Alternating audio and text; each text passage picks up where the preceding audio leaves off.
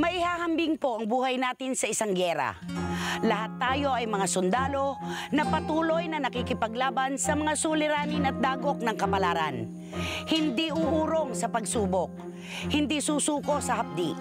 Kahit pa ang kapalit na nito ay sarili mong kaligtasan, makamit lang ang kaligayahan ng mga taong higit na mahalaga sa atin. Ito po ang kasaysayan ng isang kawal na kasabay na nangarap ng kanyang kapatid para wakasan na ang mahabang pakikidigma nila sa kahirapan. Magandang gabi po sa inyong lahat mga kapatid. Ako po si Christy Fermin at ito ang inyong Real Confessions. Sa gabi pong ito mga kapatid ay tunghayan natin ang kwento ng buhay ni Lieutenant Jose Delfinque, isang bayani ng bayan at ng kanyang pamilya sa kwentong pinamagatang Sundalo, Bayani, Kapatid. Malaki kami sa pamilya. Bali, 6 kaming magkakapatid. Sa lahat ng magkakapatid, ang talagang tinitingala ko ever since childhood, yung kuya ko, si Kuya JD.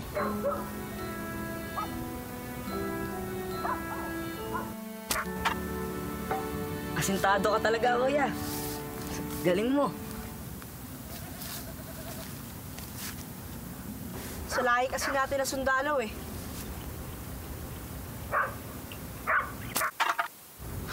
Kaya asintado.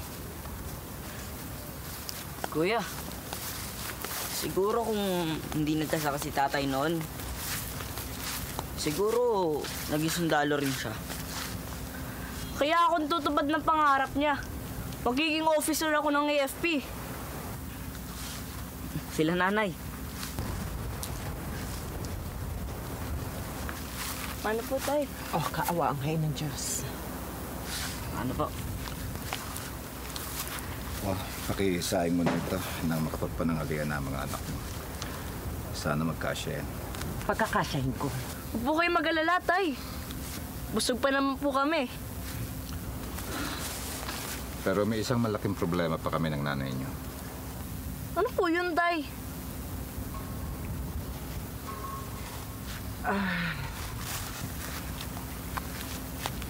Iniisip kasi namin kung saan kami kukuha ng pagpapaaral sa inyo magkakapatid. Hindi ko alam kung paano ko pagkakasya ng kita ko. Ngayong sabay pa kayong nag-aaral. Kaya baka mapilitan akong pahintuin kayo. Tay, paano naman po kami pagka hindi kami nakatapos? Huwag po kayo mag-alala, tay. Tatrabaho po ako. Ako rin po. Paano naman kayong magtatrabaho at mag-aaral? Kakayanin po namin para sa pamilya natin.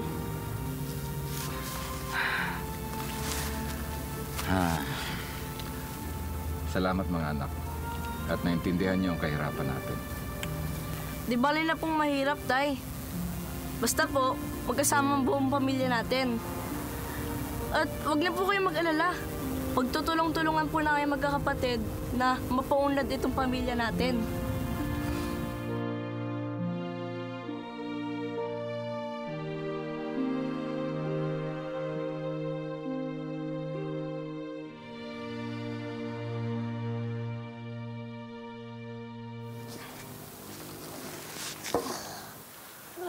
Kuya, mapupwersa ka niyan. Isa-isahin mo lang. Sabi ni sir, dapat malagay natin to lahat sa bodega ngayon, kundi wala tayong pasweldo. Kuya! Anong nangyari? Wala. Nagalusan lang.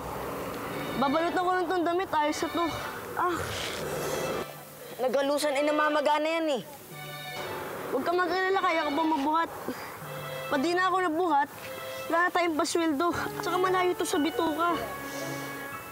Kapag hindi tayo nasweldohan, diyak nga, sikmura ng kapatid natin nakakalam. Sakit. Kaya mo mabuhat, sige. Sigurado ka? Oo.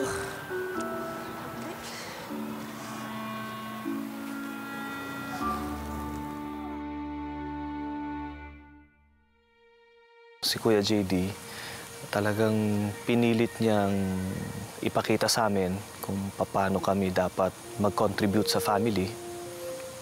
Pinasok namin yung iba't ibang racket. May instance nun, before kami makapasok ng high school, kinakailangan namin mag-ipon ng summer. So pumasok kami sa hardware. Doon sa hardware na yon, naging kargador kami ng kuya ko. Every summer, we spend yung time para makapag-ipon. Para sa darating na pasukan, may pang-tuition kami. Never kong maalala na dumaing siya sa akin. Pero, I know, sa Diyos niya idinadaing lahat ng problema, lahat paghihirap niya. Kasi kilala ko yung kuya ko.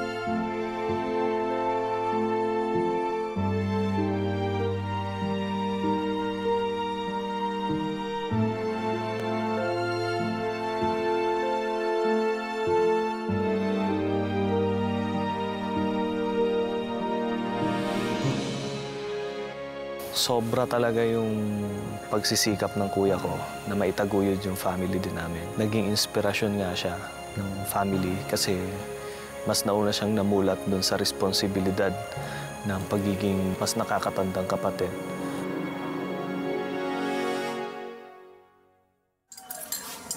Saan na naman ba kayo nanggaling dalawa?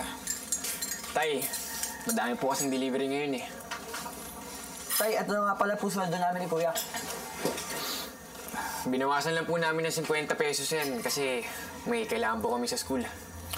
Anak, hindi mo naman kailangan pang ipagpaalam to. Kung tutuusin, pera niyo naman ito eh. Pasensya na kayo mga anak. Pinipili talaga namin ng nanay niyo na mapagkasya ang pera natin. Pero kulang talaga. Hindi ko tuloy kayo mapatigil sa pagtatrabaho. Tay, katulad ng sinabi ko sa inyo, hindi naman laging hirap eh. Darating din ang ginhawa. Tay, pumasa po ako sa UPCAT. Tanggap na po ako sa UP Los Baños. Talaga? Salamat. Opo, Tay. Kahit mahirap lang tayo, kahit paano, may isang scholar ng bayan tayo sa pamilya! Ikaw talaga. Lagi ko talagang ipapasalamat na kayong naging mga anak ko. Congratulations, anak. Salamat po, Tay. Tara, Tay, kain na po tayo. Tara, Tay. Puna po kami, Tay.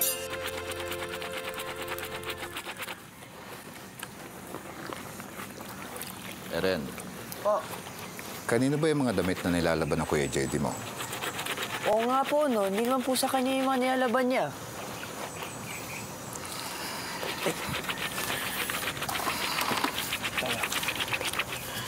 JD, napakarami naman itong labada mo. Kanino ba to? Sa mga kadeteng underclass ko sa ROTC. Eh, bakit ikaw ang naglalaba? Kuya, officer ka sa ROTC. Bakit pumapayag ka na maging labandero nila? Tumatanggap na ako ng labada. Nakita ko kasi na nagbabayad sila sa laundry. Eh, naisip ko na pwede yung pagkakitaan, di ba? Siyempre, negosyo din yun. Sayang din. Hindi ka ba nahihiyang pagtawanan nila? Erin, wala akong dapat ikahiya. Tsaka wala akong nakikitang dahilan upang mawala ang paggalang nila sa akin bilang isang officer. Pero anak, alam kong hindi ka naman sanay na maglaban ng ganyang karami. Puro sugat na yung kamay mo. Tay, wala po to. Ganito rin naman dati nung nagtatrabaho pa kami sa hardware. Tsaka, pag nagtagal to, magiging kalyo din to. Di ba nang tawagin ako nila banderong officer, hindi ko ikakahiya yun. Ang mas ikakahiya ko, pag naging pabigat ako sa inyo ni nanay. Tsaka isa pa, Tay, Itong sugat na to, Ito magtatawid sa amin ni Erin. Patungong sa kolehiyo. Oh, ano gagawin mo? Masama ba maging dalawa labandera sa pamilya natin? Marunong ka ba? Oo naman. At sino bang mas eksperto sa labada? Hindi ba ang tatay? Tatay talaga.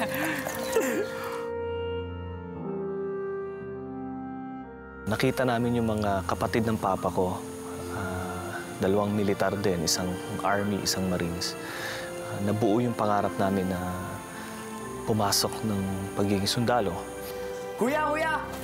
Pasado rin ako! Magiging sundalo na ako! Anong iniisip mo, kuya? Bakit parang hindi ka masaya? Pares naman tayo nakapasa, di ba? Oo, Erin. Pero naisip ko na hindi na muna ako tutuloy sa PMA ngayong taon. Ikaw na mauna. Ha? Pero, ikaw ang mas may gusto nito, di ba? Bakit, kuya? Anong problema? Naiisip ko na kapag sabay tayong pumasok, walang tutulong kaya nanay at tatay. Mahirapan sila na mapag-aral tayo na sabay. Kaya ikaw na muna tumuloy sa PMA. Ako muna tutulong kay nanay at tatay. At kapag medyo nakagaan na, susunod ako sa'yo. Pero kuya, ikaw unang nakaisip na maging sundalo. Ako na muna tutulong kay nanay at itay. Obligasyon ko to bilang nakakatandang kapatid mo. Kaya it's an order. Kuya, marami ka ng sakripisyo para sa amin. Pangarap mo to. Ikaw naman dapat mauna mag-aral sa PMA. Erin, gawin mo to para kay nanay, tatay, at para sa akin. Pero, Sisiguraduhin ko na parehas tayong graduate ng PMA, Erin.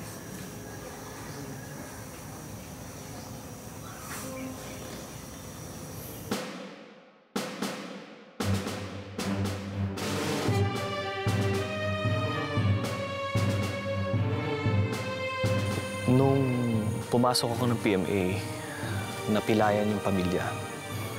Siya ang tumayong padre de pamilya kasi may sakit na rin ang tatay ko. Tumanggap siya ng labada from UP students. Nilunok niya lahat ng pride, tinanggap niya lahat ng kahihiyan. Basta kumita ng pera at makatulong sa pamilya.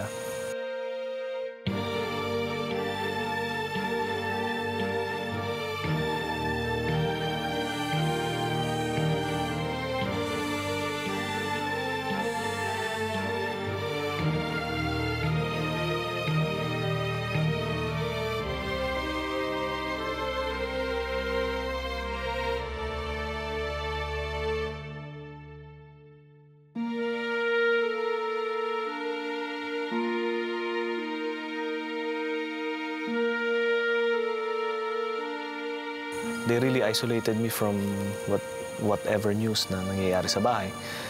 Wala silang nabanggit na nagkasakit na pala yung tatay ko. Nagawa nilang itago yung mga balitang yon para din siguro sa kapanan ko.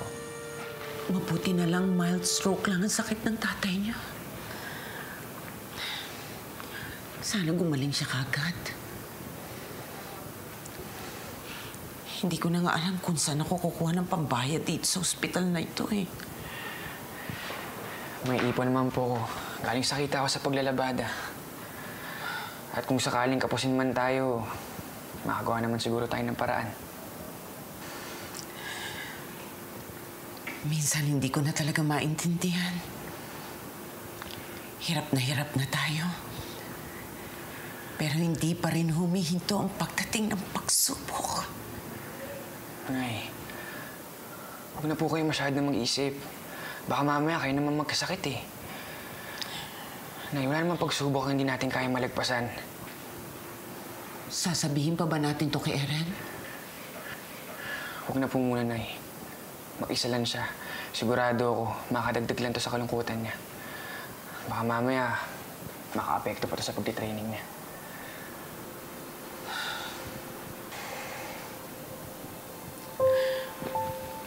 ikaw na munang bahala sa tatay mo. Pupunta na muna kami sa DSWD para makuha namin ng discount para sa pambayad sa ospital. Sige po, Nay.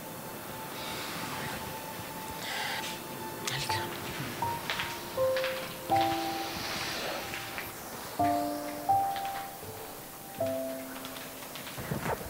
Good evening, sir.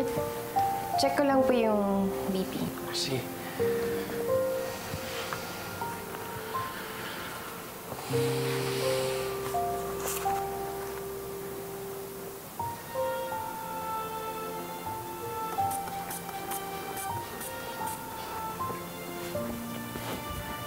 Ma'am, kamusta na ang tatay ko? Okay naman po yung vital signs niya. Bumaba na po yung blood pressure niya. Sir, huwag po kayong mag-alala. Aalagaan po namin yung tatay niya. Salamat.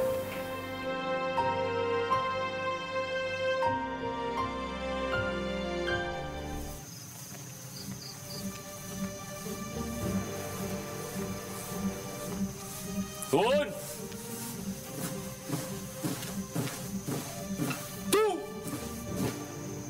Sunod tuloy mo na sa kaliwa. Silong! Ay, tili! Good!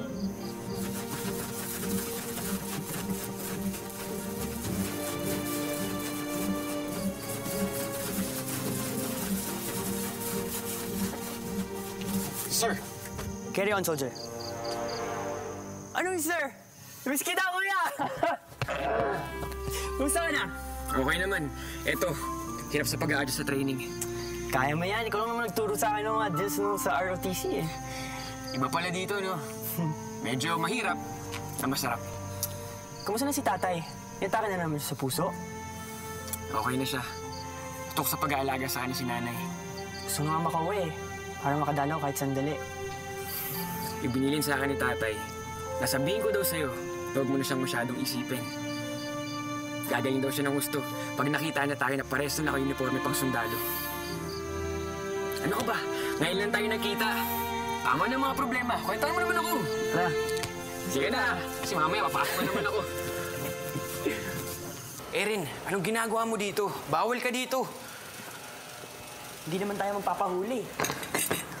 Okay lang yan. Kung sa bagay, mukhang masarap tong sinangag na to eh. Naaalala ko yung luto ni Jane. Namimiss ko. Si Jane, yung nurse ng tatay. Oo naman. Ano pa bang hanapin ko? Bukod sa busog na ako sa pagmamahal. Alagang nurse pa. Sol pa ako, sarap magluto. Bilib talaga ako sa'yo, kuya. Maski disgrasya, nagagawa mo ang oportunidad. Ikaw talaga. Cadets! What are you doing here? Good morning, sir! Sir, we're just having a breakfast, sir! This is a restricted area for cadets. Alam niyo ba yun? Sir, yes, sir! Permission to talk, sir! Go ahead, Cadet K. Sir, it's my fault, sir! I miss my brother, kaya niyaya ko siya dito. Sir, no, sir! Ako po nag-iiya po sa kanya, sir! Sino ba talagang nagaya sa inyo? Ako po, sir! Stop acting like soldiers! Pinagtatanggol niyo ang bawat isa. Sana hindi matapos sa inyo magkakapatid yan. I hope you'll do it to your fellow soldiers paglabas niyo ng academy. Go ahead. Finish your breakfast. Sir, yes, sir! Pero ayoko na makita kung kumakain pa kayo dito. Naiintindihan niyo? Sir, yes, sir!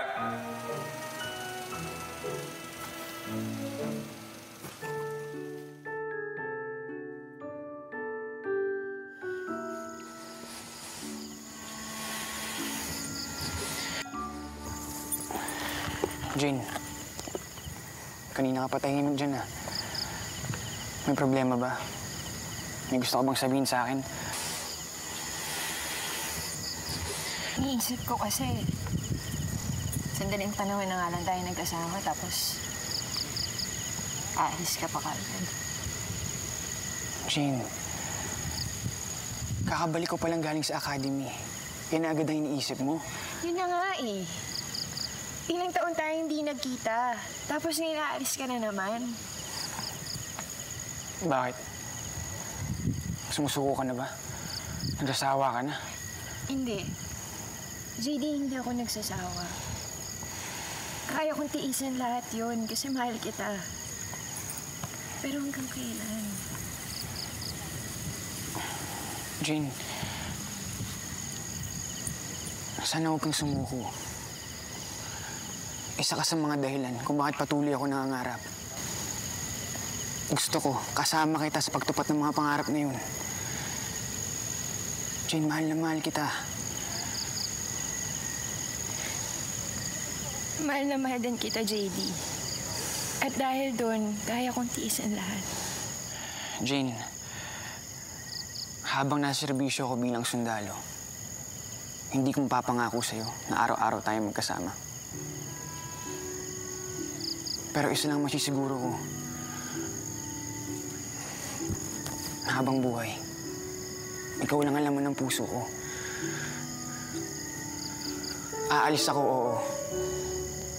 Pero ang pagmamahal ko mananatili sa'yo. Kaya mahihilingin ako sa'yo. Ano yun? Magpakasal na tayo sa 1 taon.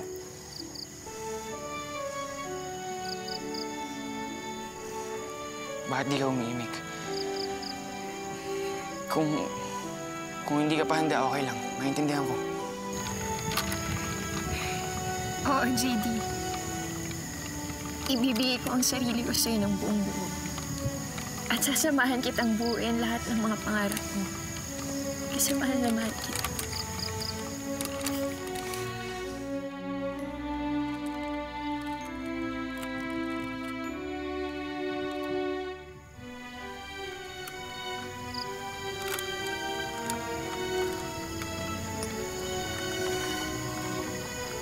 Mahal na mahal kita, Jane.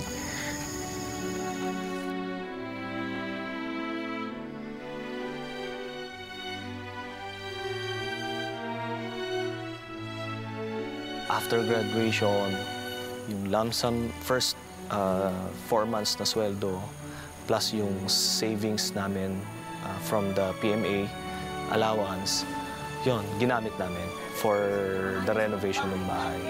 Kasi bagsak na yung unang bahay namin. Nay, Tay! Napanood niyo ba ako sa TV? Ha? Sa TV? Ikaw, napanood mo ako, di ba? Oo. Hindi niyo pa ba nababalitaan? Nay, artista na ako! Artista ka na? Opo, artista na ako! Talaga? Oo, Nay, totoo po yun. Lumabas po siya sa isang medical mission sa Mindanao. Naku, sayang naman. Hindi namin napanood dahil, alam mo, matagal nang walang TV dito dahil matagal nang sira. Kapag manonood kami ng tatay ninyo ng palabas, nakikipanood na lang kami sa kapitbahay. Mga kuya! Pasok na! Surprise! Ano ba yan? Ayan na, mapapanood na natin ang anak natin. Naku, nakakatuwa naman. Maraming salamat sa inyo. Halika, kailangan natin mag-group hug. Group hug. Mga anak. Ayan. Nagpapasalamat ako sa Diyos at nabiyayaan ako ng kayamanan na katulad ninyo. Anak ko, mga anak ko, talaga naman. Mahal na mahal namin kayo. Kaya kayo magpapakabait kayo. Kaya sabihin kinanay. Panoorin Tangalin. Yung mga gusto natin panoorin. Yung plano mong pagpapakasal. Yung mga... Ito naman, excited. Mahanap lang ako ng buwelo. Diba? Yun ang mga paborito mo. Ako din. Kayo, may mga kanya-kanyang oras tayo na papanoorin, ha? Tandaan mo. Nag-propose na kasi ako, kuya. Diba? Oo. Talaga? Oo. Congratulations, bro! Gagawin, ha? Yung mga panoorin natin. Tay! Tay! Tay, ano nangyari? Tay! Tay! Tay! Pa! Tay! Tay! Tay! Tagkahin ninyo! Dali! Tagkahin ninyo! Dali lang sa ospital!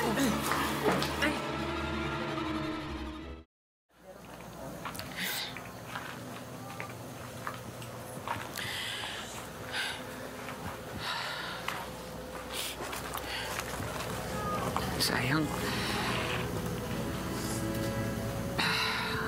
Ngayon pa lang natutupad ang mga pangarap natin. Saka pa siya kinuha sa atin.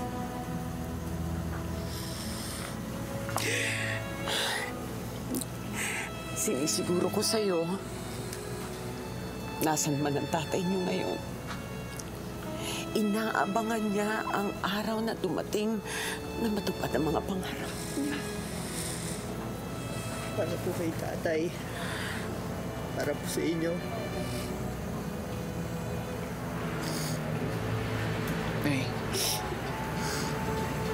hindi ka namin pababayaan.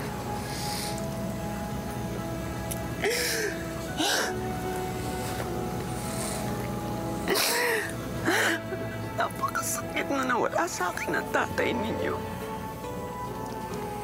Napakasakit. Kaya mag-iingat kayo. Ikaw, JT. Hindi ka ba pwede magpalipat ng destino? Huwag naman sa basilan. May sinumpuan po ako sa bayan na kailangan ko panindigan. Alam ko po na hindi ako pababayaan ng Diyos. Pero bakit naman si Erin nakakapaglingkod sa bayan na hindi niya na kailangan pang makipagsagupaan sa mga rebelde? Nay, sana po maintindihan niyo na kami pong mga sundalo, may iba't iba pong responsibilidad.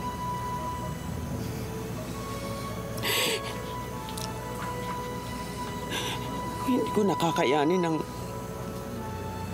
may mangyari pang masama sa inyong dalawa. May pangako. Pangako. Lagi ako nandito para sa inyo.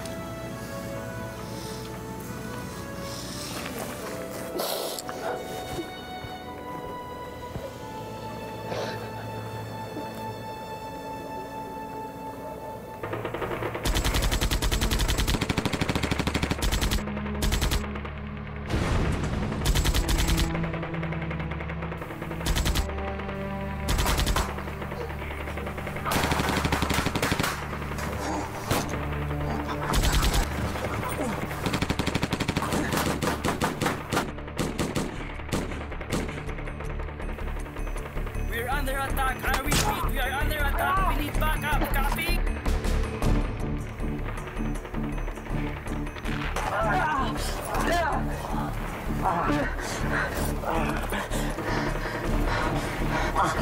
Hang on! Tenante, masyado po madami ang mga rebelde. Marami pong dumadating. Sabihin mo sa mga kasama natin, huwag tipid sa bala hanggang di pa dumarating ang ibang tropa. Huwag ka matulog. Ibigay ko yung mga mata mo. Kaya mo yan, lumabang ka! Hindi ka mamamatay. Makakauli ka sa pamilya mo. Naintindihan mo ko? Hindi ka mamamatay. Sir, tama kayo. Magsa tayo dito. Unahin mo ibang kasama natin na may tama. Pero sir, malala na ang tama niyo. Kaya ko pa. I said, bring an injured man to the base. That's an order! Go!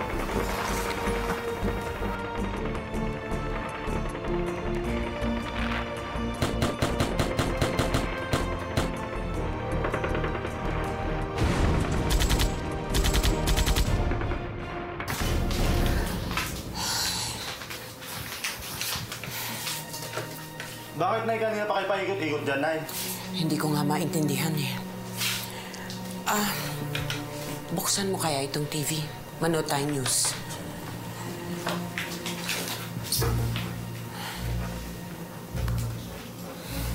Oh, bakit malabo ang reception niyan? Kanina maayos naman yan na. Umaantar naman yan na.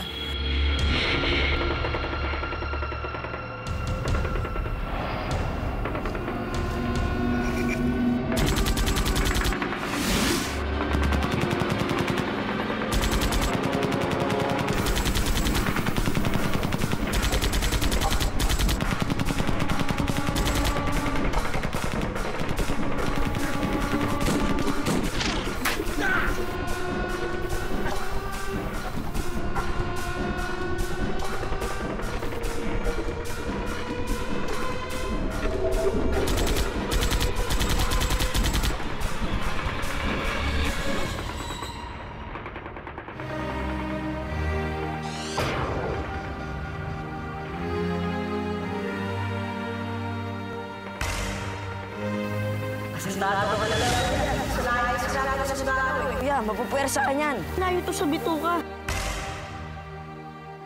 Kahit pa paano, basis ko lang bahay tayo sa pamilya. Magpakasal na kayo sa isang taon. Oo, JD. Ibibigay ko sa sarili ko sa'yo ng buong. Ano yun, sir? Whiskey na, kuya!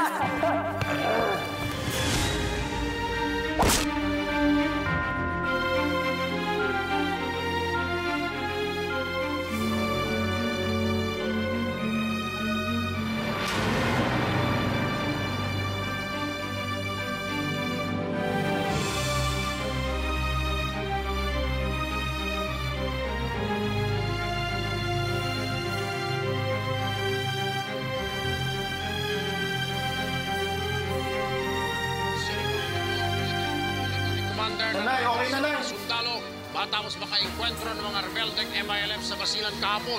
Sa ngayon, umakyat na sa 11 ang bilang ng mga napatay na sundalo. Nagpatawag na rin ng meeting si Pangulong Aquino sa AFP sa Biyernes para pag-usapan.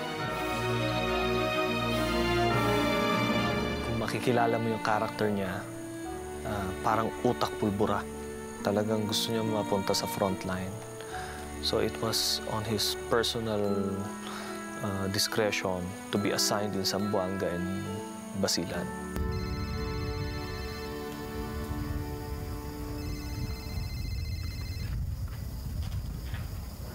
Hello? Lieutenant Key, this is Colonel Pahe. Kailangan lang namin ipalam sa iyo ang nangyari sa kapatid mo, kay Lieutenant J.D. Kay. Ano po nangyari kay Kuya? I'm sorry to inform you. But your brother is reportedly killed in action. We're sorry. Your brother is a good and brave soldier. Tatawagan ka namin ulit for further details. My condolences.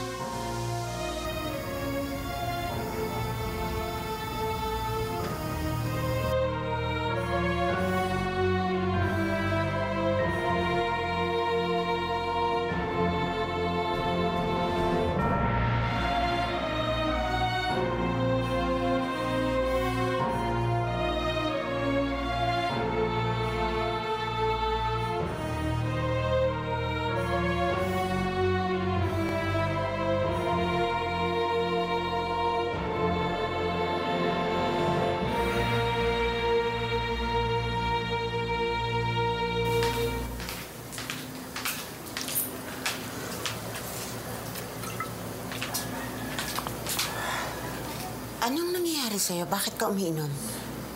Alam mo, masama sa'yo yan, ha? Nangihiram lang po ako ng lakas ng loob, Nay. Ano ka ba? Tigilan mo nga yan. Halika na sa loob. Masama sa'yo yan, eh. Ano ba nangyayari sa'yo? Ha? Bakit ka nagkakaganyan? Nay, hindi ko po alam kung paano sasabihin sa inyo. Ang alin? Ang alin? Si Kuya Eren po tumawag kanina. Si Kuya Jiggy daw po. Ano Kuya Jiggy? Kuya Jiggy, ano daw po?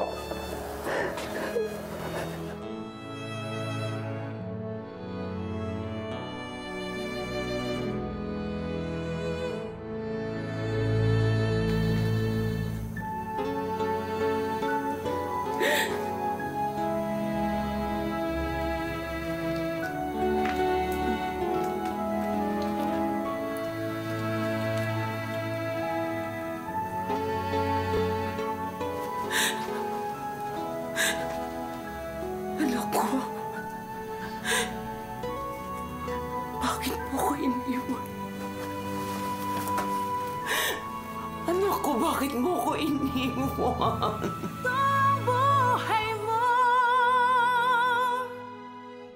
itong buhay ko, parang gulong lamang ang takbo. Saan ba ang tungo? Nung natanggap ko yung balita from a mentor in PMA, ang hirap tanggapin. Napatay na yung kuya ko. So, pinipilit ko na lang na sabihin sa sarili namin at sa mga kapamilya ko na parang bangungot lang ito nangyayari sa atin. Hindi ito totoo.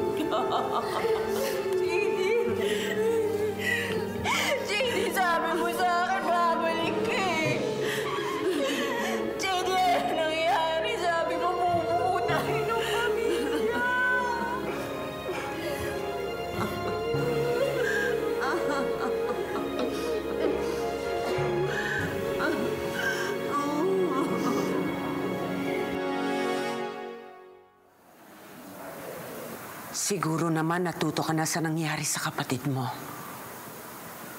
Opo, Nay. Madami po ako natutunan kay Kuya. Kung paano maging magaling na sundalo. Mapagmahal na anak. At kapatid. Hindi yun ang ibig kong sabihin, Eren.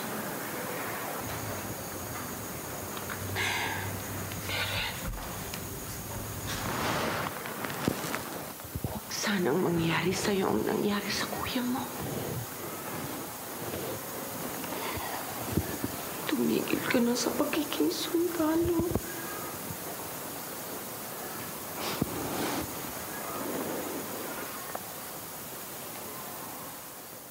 Nay, kapag ginawa ko yun, para lang din mawalan ng silbi yung mga natutunan ko kay Kuya.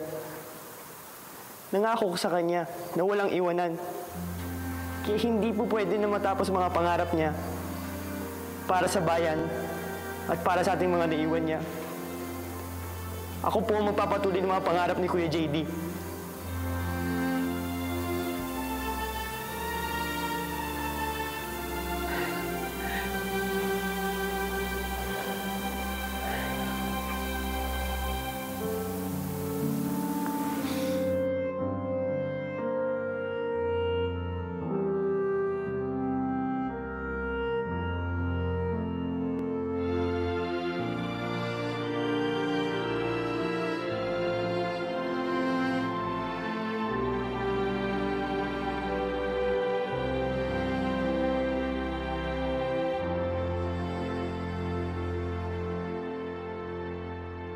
%, po mga kapatid ng mga batang lalaking Pinoy, kapag tinanong po natin sila kung anong gusto nilang maging sa kanilang paglaki, isa lamang po ang kanilang isasagot.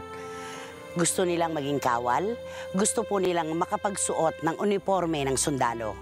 Napakarami pong kumakatok pero iilan lamang po ang napagbibigyan. Katulad po ng kasama natin ngayon dito sa Real Confessions.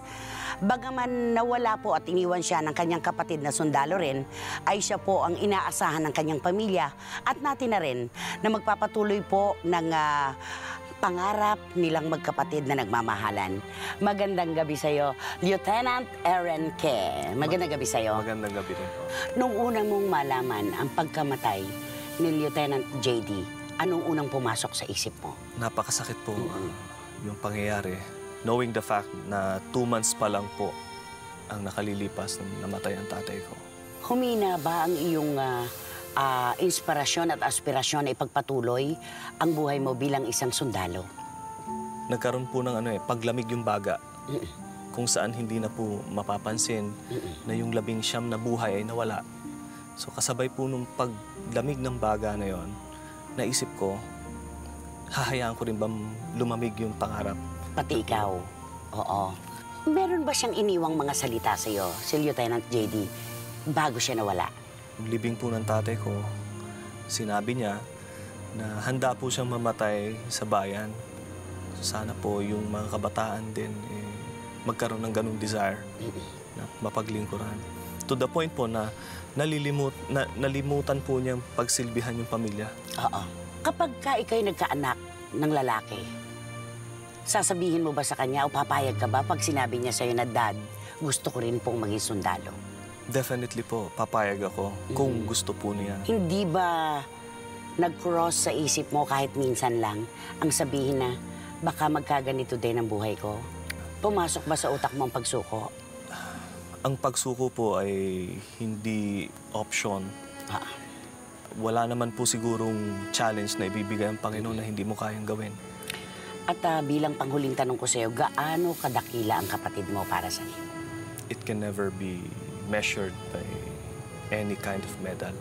Karaniwan po mga kapatid, kapag araw ng pagtatapos at tinatawag ang pangalan ng isang bata sa entablado para sabitan ng ribbon o medalya, ang kadalasan pong tanong ng mga nanonood ay hindi ang pangalan ng bata, kundi ang kung sino ang kanyang mga magulang. Nararapat lamang po sa gabing ito na tawagin natin dito at makasama namin ni Lieutenant Eren, ang kanyang dakilang ina, ang babae po sa likod ng tagumpay ng 2 sundalo na ating ipinagmamalaki dito sa ating bayan, si Nanay Estelita Ke. Nay, nung magpaalam po sila na magsusundalo, ano pong sinabi niyo? Hanapin ninyo ang buhay ninyo. Hindi ko kayang ibigay sa inyo ang mga gusto nyo. Pag-ingatan nyo. Pag ang kukunin ay ang buhay nyo, tumakbo kayo, tatanggapin ko kayo. Opo, at ngayon nga po na si Lieutenant Eren ay nandito pa rin po sa atin, kapiling natin. Siya po ba kahit minsan lang ay pinayuhan nyo rin na huwag na ipagpatuloy ang kanyang propesyon? Oo. Paano niyo po sinabi sa kanya? Ayoko na. Pag ikaw ang pinadala sa basilan, magpalita tayo ng pangalan. Opo. Masakit to para sa akin kasi kami sama-sama kaming mag-iina na naghirap, bumuo ng pangarap. Nung naandyan na at abot kamay na namin ng pangarap, ay bigla na lamang mawawala. Pero nanay, meron pong saysay, ano po? Dahil siya po ay nakipaglaban para sa ating bayan. Isa po kayong dakilang ina, isa po kayong dakilang taga-subaybay ng inyong mga anak. Ang mga susunod nyo pa pong mga anak, kapag nagpaalam sa inyo, gusto nyo pa rin po bang maging militar? Sa naramdaman kong sakit sa pagkamatay ng akin si JD, ayaw ko na ho. Ayaw nyo na po? Ayaw ko na. At mauunawaan po namin yun.